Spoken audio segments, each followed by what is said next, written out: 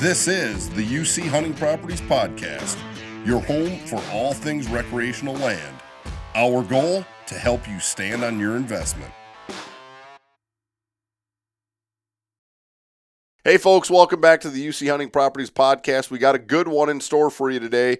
Alan Messing, agent in Western Michigan, part of the Midwest Lifestyle Properties team, Travis Homley's crew. He's here in town, or I shouldn't say in town, but close to town, working on a farm, a project, kind of a land flip. We'll get into some of the details of that. Alan's background's pretty cool. It's very diverse. And I would consider Alan like the new generation of real estate agents. He's here for different reasons, and we'll let him get into that. So with no further ado, Mr. Alan Messing. Yeah, thanks, Kurt. I appreciate you having me on, and been driving all over the country, it feels like, lately, but I'm happy to be here. Just spent time with you at convention. We were just joking about this, but I mean, you were in Texas, then back to Michigan, now over to Wisconsin, and now back into Iowa. Yep. So you've kind of been on a roller coaster week. Yeah, and then I was home for half the day Sunday, spent the night there, jumped in a truck, shot down to Wisconsin. You left a pretty important fact out. You said you had a showing Sunday before you took off. Did, yep. First time a home buyer, and so, yeah, that's exciting. I think we'll get them into something in about a month or so. But, awesome. Next week, forecasting next week, I'll be in Southeast Ohio as well. So you're covering the whole, you're going to hit a lot of the deer states in the next 5 to 10 days. Yeah, I love it. Yeah. We love it too. But Alan, like I said, I mentioned in the opening that you're new to real estate, but give us a little, just a 10,000-foot bio on your background and stuff. I mean, yes, you're new to real estate, but you're dang sure not, new to deer farms, managing for deer, land management, and so on. Yeah, so let's see. I had my first job was on a horse ranch, but we'll skip all that. My first real job was for a pheasant hunting preserve in Rockford, Michigan, called Pine Hill Kennels and Sportsman's Club. Okay. So I worked there. I was a kennel hand in high school. And for listeners, just to kind of frame this up, I call Alan Western Michigan, probably like Central West Michigan, but you're not far out of Grand Rapids, right? Yeah, and I can see myself selling property in the UP. I mean, I'll go 4 or 5 hours. Wherever it takes you, yeah. Yeah, we'll make it work. But yeah, so I started this job in high school, and I was a kennel hand cleaning up dog shit. Yeah. And I literally somebody's got it. I literally started in the shit job, right? So then there were a couple dog trainers there that were real inspiring, and the owner, Jim Ripkema, he was real inspiring. He was a big mentor for me, and he really he helped me get into all of this. He lit the fire for me. About 2 years in, he started introducing me to the farm, and then he got me into guiding.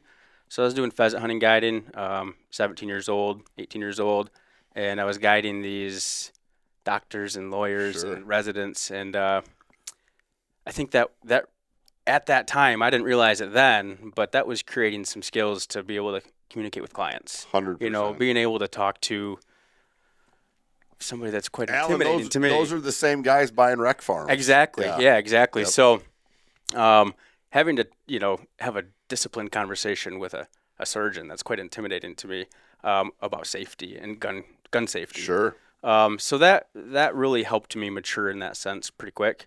But yeah, I worked there for probably 10 years, 11 years, and I got into habitat management while I was there. Yep. I was managing 600 acres of CRP, controlled burns. Yeah. Probably some food plots. Yeah, lots of cover crops, millet, sorghum. Sure. And we did do some, clover, and deer plots were not really a thing yet in my life. Right. It was cover crops. Sure. But deer love sorghum in Michigan. So they love it everywhere. Yeah, and so, I killed a few deer in the sorghum plots, and I learned how to hunt the ground in prairies, and that was kind of unique in Michigan. So I got through that, and business sold, new owner came in, great guy, but my hours kind of dropped back a little bit, and I needed to start making money. Now I was looking at community college, and time to put your big boy pants on. Yes, so I got hired. Yeah, right. I got hired at a company called Wilbur Ellis Agribusiness. Started in the dirt again, and I was blending fertilizer. But that's a big part of your agronomy background. It is, yeah. And so I was with Wilbur Ellis for another 6 or 7 years straight. 8 years, I think, is what it was. And I started making granular fertilizer. I started pushing a broom. Then the lead guy in the shed, he quit mid-season. So they said, "Hey, jump on this loader and rock and roll." I'm like, sweet, let's figure this out. So realistically, you were kind of running the fertilizer plant. I was. Yeah. I mean, my first year. Yep. And making fertilizer, we were loading up. I mean, we were unloading rail cars, and I was probably loading, I don't even know, So this 15, is a 20 semis. full-blown agronomy center. I mean, Oh yeah, big one. Yeah, It's one of the bigger ones in Michigan. And yeah, we were turning a lot of fertilizer. Oh yeah. But it was really cool because that started the whole premises of working with farmers and really starting to work with those guys. And I think that'll all tie into real estate really well. Dude, you have no idea. I mean, you're sitting here in the heart of, arguably some of the best farm country in the world. Right. And I appreciate my tie into agronomy probably more than anything. I mean, even though this is a hunting based, everything we do is hunting, farm, land predicated. Mm-hmm. That background or understanding of agronomy helps me day in and day out on why we make the decisions we make on properties. Right. I mean, you do get a behind the curtains look at the blood, sweat, tears, sometimes limbs that go into farming, right? So when somebody's looking at letting a family parcel go or letting a farm go or dissolve, when you have those conversations, I can bring some true empathy to that. And speak the language. Yeah, I you mean, know what I mean? yeah. You're not a uptown realtor trying to sell a farm. You get it. I hope so. Well, right? no. Yeah. I don't think you'd be here if you had that, Alan. Yeah. So yeah, I worked in the granular fertilizer building for a while, dry shed, and then maybe 3 seasons in that. Then I moved to liquid fertilizer, blended, got in the lab, started making pop-up starters, you name it. We were doing all kinds of custom blends. I mean, I can remember putting suits on because we were blending with phosphoric acid or cobalt or some pretty toxic stuff. You get some burns here and there. And just I actually, first time in Iowa, wasn't for that. I came to Iowa to pick up a bird dog box in Dubuque, Iowa. I don't think it's that far from here. 90 miles south. Yeah. Okay. Came out here. I drove all the way out here with a bird guide. We picked up a box, drove all the way back home, and I couldn't leave. I was like, must have been a pretty fancy box if you drove all the way out here. Yeah, it was a custom built one and went on the back of a 3/4 ton. But second time in Iowa, I was here for a rail car training. So I got certified to work on rail cars, unload rail cars, and move them, and gives you a little bit of appreciation for how much power they have. Oh, you ain't kidding there. Yeah. So, did that. Then I got promoted, and I was a lead for a warehouse. So a lot of customer engagement. I ran a chem shed. So you've done a lot of stuff in a kind of a blink of an eye because you're still young. Yeah, I'm 34 now. I was at this point in time I was 25, I think. Sure. Yep. So ran that the chemical shed in the pome fruit, apples, stone fruit, peaches, all that stuff. So you got to learn about all that stuff. Yeah. So there's we call it the Ridge in Michigan. There's a lot of fruit there. A lot of orchard stuff going on. Yeah, I worked with a lot of those guys and a lot of the farmers by first name. So gave me another, different perspective. Nice little tie back to managing a farm too. Yeah, fruit trees, weird. Yeah, we like those. Yeah. So I left that in probably about 5 years ago. Okay. Got my college degree. I got a business management degree, and I stepped into like quality management for some lawn care. Sure. Just wanted to manage people, so managed a small team, about 45 guys. Small team, 45 guys. Well, it was like, it was weed and feed, back in the chemicals. The big reason I left was to get out of the warehouse, out of the chemicals. But same thing, turf management. Yeah, it was. Weird. That goes hand in hand with what we're going to talk about. Yeah, right. So I'll try to speed this up a little bit. Then I wanted to get some sales experience. That job was kind of like real high pace. I'm still in the chemicals. Didn't really want to be exposed to that every single day. So I got hired with a lighting. Does that have anything to do with that weird twitch you have? Yeah, have you noticed it? You should, when it kicks in when you're at a buck, that's I can't help but notice. Yeah, right. I'm kidding. Yeah, what do they call it now? The trigger panic. Target panic. I'll blame it on fertilizer. There you go. Yeah. So I got into lighting sales, and I was working for a lighting sales rep. Okay. Got a little bit of sales experience there, and went through some life stuff, and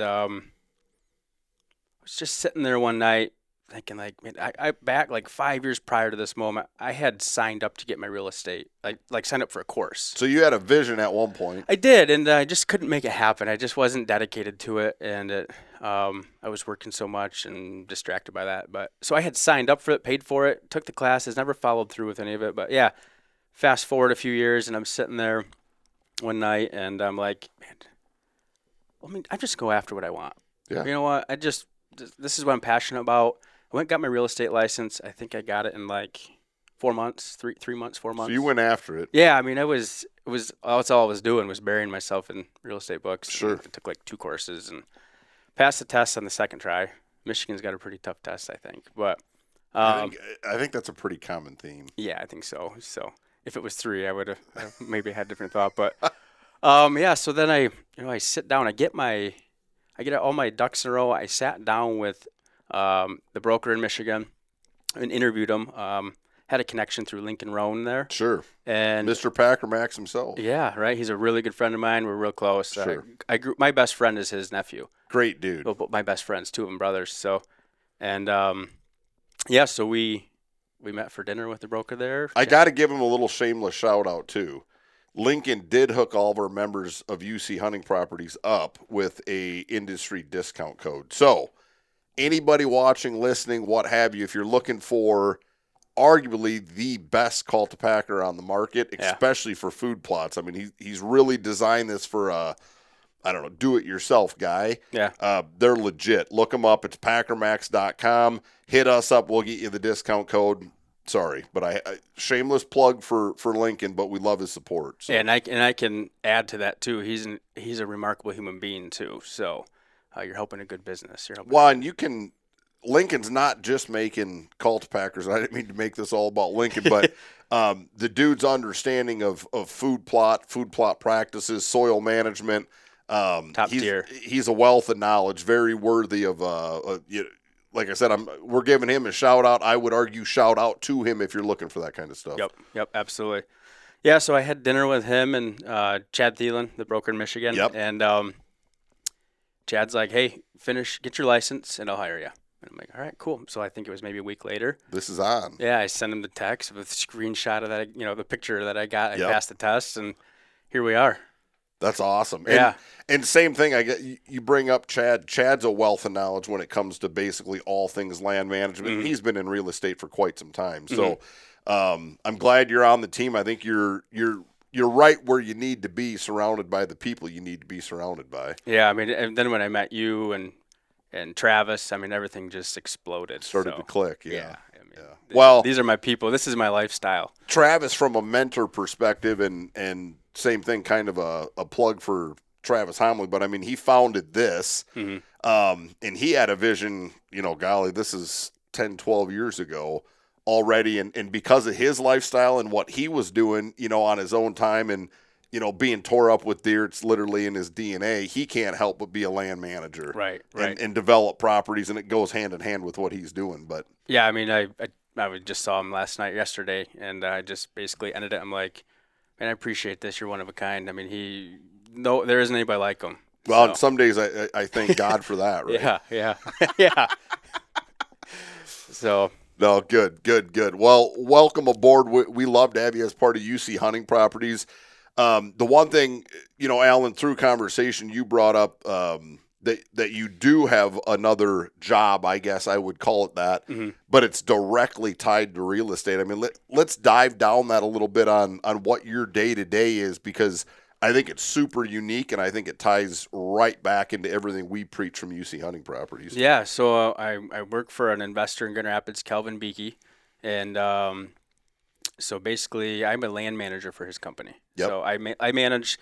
He flips homes, and now he's getting into the land game. So I manage the land division for him. Okay. And since I've been there for 6 months, 7 months now. Sure. And his portfolio just broke 1,000 acres. Wow. So good for him. he was just on Jake's Land podcast. Jake's a buddy of ours, and I would argue he's probably got one of the best podcasts. Yeah. If you literally want to learn all things soup to nuts about land in general, investing, land management. Of course, he's a deer nut too. Right. But yeah, that was cool that Kelvin, I listened to both of that. It was a 2-part series, and I think they titled it 0 to 1,000 Acres or something with Kelvin. But if you haven't listened to that one, it's worth the listen, because it is kind of cool that he started in residential and the whole flip concept, and now it's evolved into land. Yeah, and it's given me a really cool perspective on everything. Learning real estate at an accelerated pace. I know the habitat stuff. I can speak that language. It's in my blood. But the real estate perspective, it's really shaping that quite quickly. Well, I think it just helps you look at, I guess, land opportunities differently, right? Because I think a lot of people look at land and they're like, in their mind or in the back of their mind, it's like an unachievable thing, like to own a farm, and, it's too expensive. I could never get in. And the reality is, if you can really step back and analyze, okay, what's it take to get in? What am I going to do to make it make sense? Right. And at the end of the day, you need to look at it like an investment. And I mean, our tagline, stand on your investment. There is no difference between buying a piece of ground and making improvements to drive the value, because in the background, it's still appreciating at probably 5, 6, 7% annually. Yeah, I mean, that's a big number when you start adding some acreage to that. 100%. Yeah, yep. Yes, we just bought it. We just broke Wisconsin. That's why you're here, right? Yes, I mean, this trip, you're here looking at a new farm. Well, we purchased it, so we closed on it last Friday. Cool. And so I did a little bit of habitat work this week. I'm staying there, and met a logger out there. There's really good timber on it, so that's a big part of our assessment when we're looking at a piece. Sure. Just from our standpoint, basically what we do is we go and we look at a piece of ground and we try to find stuff that's not really that attractive, bottom of the barrel, low pricing. We assess the timber value. Access is huge in our plan, and then how can we lay that farm out? I know there's so many theories out there, and there's so many. Everybody's got an opinion. Lot of opinions. Yeah, everybody's got an opinion, and so when I walk the parcel myself, I grew up studying like Mitch Rompala and some of those guys from Michigan, and who does actually have the world record. But that's a whole nother we could get into that. Yeah. Yeah. So I really study the land and how the deer and other wildlife are already utilizing it. Yep. And how can we improve that? I mean, sometimes there just isn't a population of animals there. So what can you do to get that there? So I might expand my search out a little bit and look at the population around. But you're looking at stuff like the area. I mean, are there buildable lots? Timber Valley, like we said. And then it all boils down to, how much money can you make on that at the end of the day? Sure. And then, the plan, some plans are hold for a year. This could be a quick job. Some might extend out to 2-3 years. So, which is a more appropriate turnkey farm, One, it's hard to truly. Area is one thing, right? Because 100%, some areas are just plumb better than others. Some farms are plumb better than others. Mm-hmm. But realistically speaking, if you're taking a blank slate and developing it, right, and that may be timber harvest for some return, it may be putting the food plots on. Obviously, it's going to involve running cameras and building a history. Correct. But I think, if you look at turnkey farms, right, and I think that's probably a loose term. It gets thrown around a lot. It does. There's a big difference between a turnkey farm set up with a food plot and a blind, right? Because, if you feed them, they're going to be there. But was there thought behind that on why is the blind where it's at? Why is the food where it's at? What food you have there? How you're going to get to it? How you're going to get out? Right. There's a lot more to it, because deer are simple animals. We give them way more credit than we should. They care about 3 things, man. One of them's breeding, one of them's eating, and the other one's staying alive. That's it. And they all go hand in hand. So there are some personalities there a little bit, for sure. Some habits that change from deer to deer, but even social pressure. But anyway, I didn't mean to go off on a. We could talk about that all day. 100% we could. But I do think it's intriguing, because I've looked at some farms that are being promoted, advertised, marketed as turnkey, and then when I physically get there and look at them, I go, no, it's turnkey to an untrained eye. Yeah. And some of them I go, dang, I wish this was 5 years ago and we could have helped them develop this, because maybe it wasn't done right, and again, opinion based, but of course I'm always looking at it from a hunter's eye first. How would I access this farm? What would I do? How do you slip in? Where should I run cameras? And those are the main. That's the main those are the main topics there. For sure. Because when you list that property, and then you bring some value with the trail camera pictures, you got a 180 on there, Southeast Ohio. Which, that's a whole different world. Yeah. Yeah, you're going to attract a crowd that's now looking at exactly what you're talking about. You got it. And that's the make or break. You can sell it or not. We did a podcast this morning with Ron Kirby from Kentucky, and that we were talking about land values in general, right? And he's in a good ag area, similar to this. He's in a phenomenal whitetail area for Kentucky, and we were talking about that. Historically, ag's always what gets the kind of the punch in the gut, because that's what's driving land prices, right? Yeah. When commodities are high, farm ground's high, that everything kind of spins off. And I think what we're starting to see is more of a transition into rec farms can bring it too. And the example I used there, and I'll use again, is if you have documented proof in history that, say you have I don't care if it's a 180 or a 200, but an exceptional animal or exceptional animals on the farm in a history, it puts a completely different spin on a hunting farm. And I'm real curious to, once we start listing some of these, we've purchased 4 farms now since I've started. Okay. We did sell one in Michigan, but that was like a small split for a buildable lot. I am curious to see. I have a theory on trail camera pictures and kill pictures. Yep. I don't know that I'm going to incorporate kill pictures in the listings, and I think you can go both ways on that topic. But I think you inspire people like that buck could still be alive. Yeah. So I don't know. I don't see what brings more value. But I think it's both. You know what I mean? Because to promote one as turnkey, you have had success. Yeah. So I actually, and this is my personal opinion, Alan, so take this for what it's worth, but I think the ability to show any potential buyer, like, hey, here's 3 years of history with a specific animal, and here's the match set, we only found 1 year, 2, whatever, but where you literally have documented proof that you're getting animals to that prime, again, debatable, but I'm going to say 5, 6, 7 year age And by the class. way, we killed them on our farm. You got it. Yeah.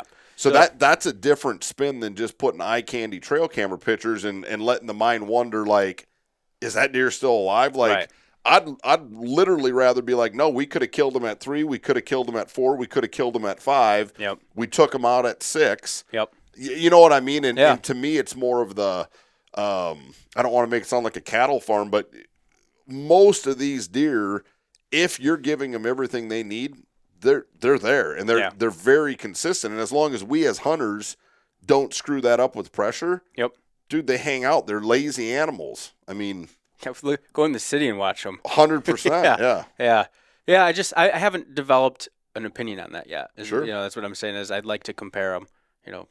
Each farm's gonna be different too. And each farm, you may not have the option to do that, right? I mean, we're in real estate. That's the land game is partly timing, partly opportunity, and partly developing something to a vision like you guys are doing. So, Yeah, so I think this is it's a great opportunity for me to learn a lot really fast. Sure. Kind of like, that's how my career has been. And I have jumped around a little bit here and there, but I feel like I'm at home now. Good. Being at the convention. How cool was that? That was your first convention? Yeah, it was amazing. I met some remarkable people, and my network went from Grand Rapids, Michigan to New Mexico, Texas, Robbie Chandler in Oklahoma. Yep. I mean, I had a great conversation with him. And Yep. so, if somebody says something about wanting to live out of state, Florida, my parents live down in Florida half the year. Sure. And, hey, I know an agent down there, by the way. You know a lot of them. Yeah. So that event was amazing. Good. And I would say there was a lot of good content there. Big announcement too, which congrats to you guys. Yep. But equally important was the networking. Yeah. I would say, I'm glad you see it that way too, Ellen, because I say that every year. And the more years I've been at convention, don't get me wrong, it's fun to catch up and see your old buddy from wherever, right? And oftentimes, unfortunately, it's the only time of the year we see him. But I swear the network you now find yourself running in with UC Hunting Properties, like, that's a pretty tight-knit group. And although, now we're broaching, I'm guessing we'll be hitting 600 plus members in the next 30 days. That's awesome.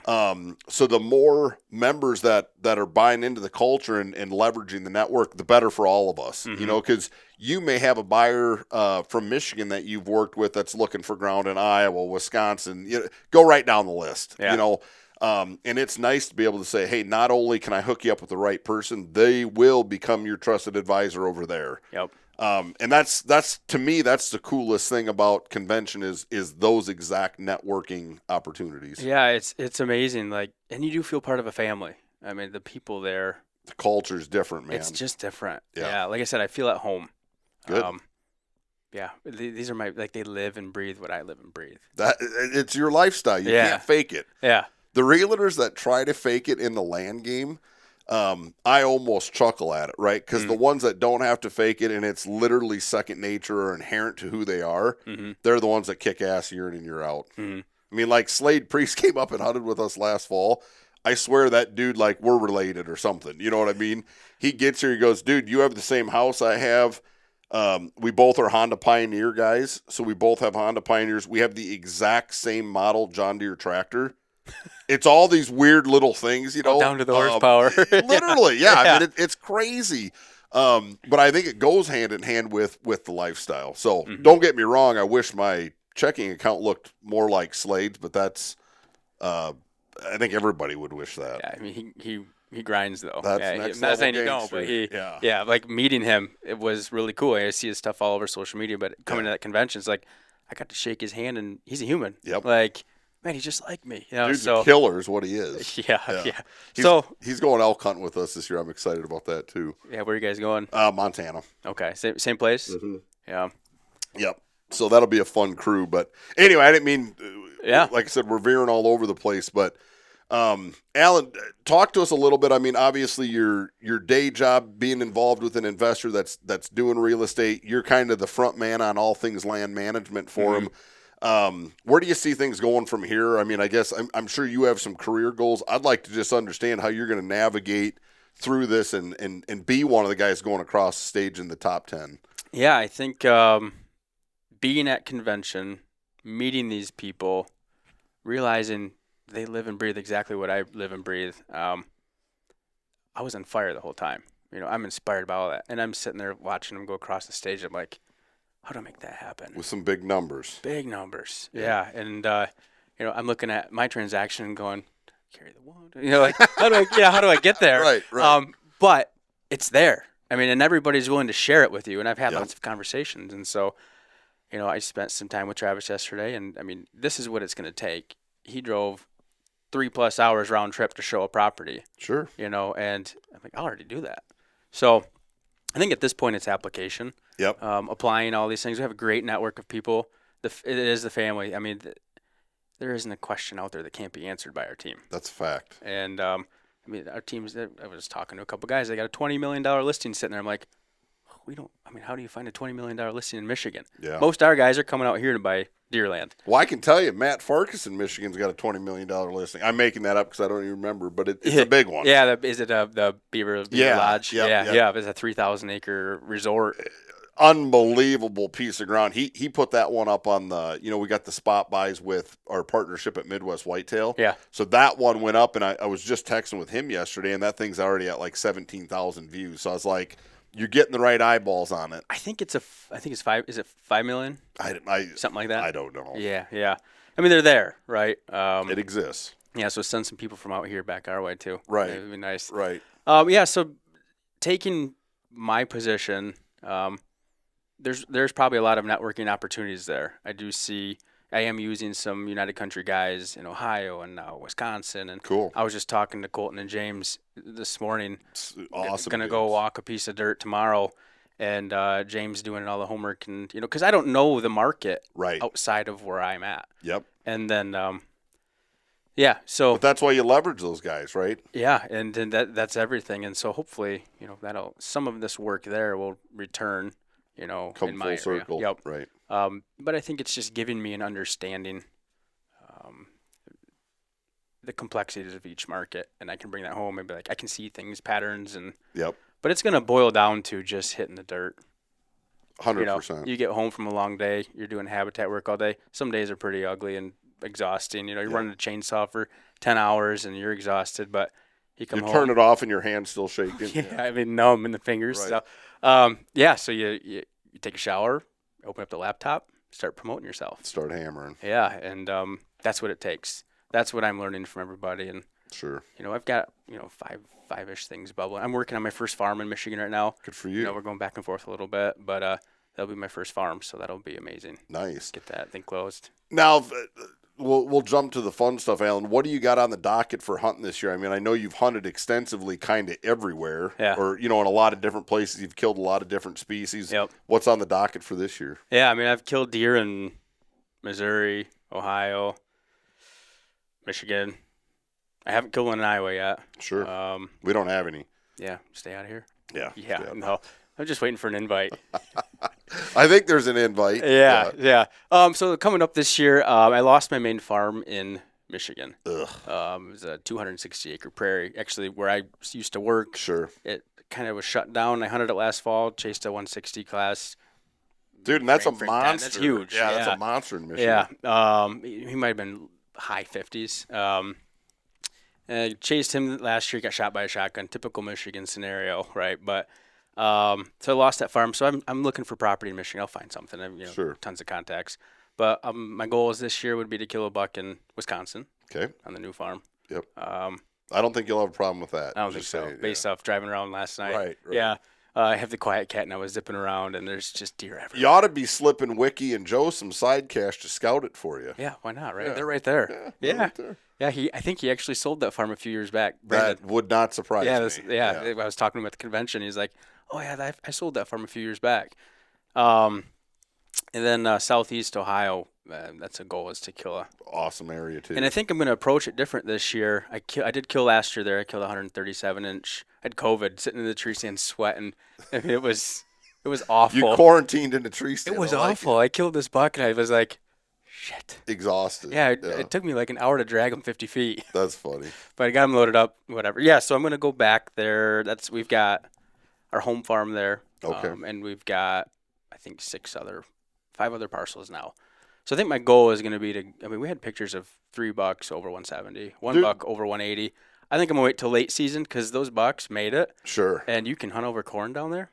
So we have an Amish helper down there. Little Iowa gold on the ground. Yeah, and I communicate with the Amish guy. I'm like, hey, can you run a couple bags of corn out? And he gets a ride out there, dumps a couple bags of corn, and cameras start getting these. Magic happens. Oh, yeah. So I think I'm going to go after it's not a very technical hunt, but get down into the corn pile and try to wax one. Sure.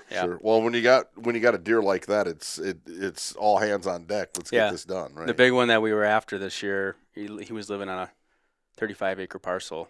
He made it. So. And that's a dandy. I dare say he's pushing 180. Yeah, he's in the 70s he's for big. sure. Yeah. So. He's nice. Yeah.